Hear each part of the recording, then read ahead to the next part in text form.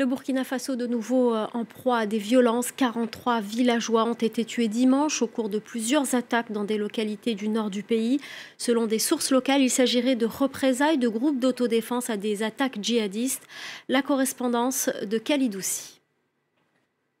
Nous avons très peu d'informations sur les circonstances exactes de cette attaque, si ce n'est le communiqué du gouvernement burkinabé qui nous est parvenu en fin de matinée.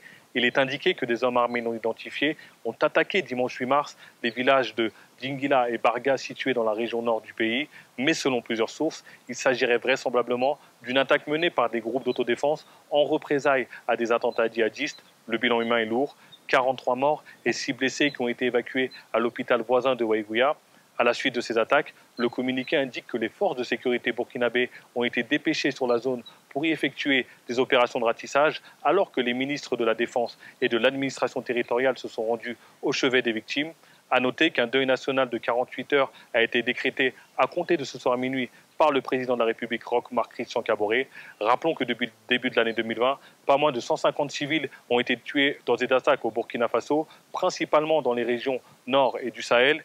Des attaques pas toujours revendiquées, ce qui peut laisser planer le doute sur l'identité des assaillants, mais qui ont pour conséquence directe un déplacement massif de population.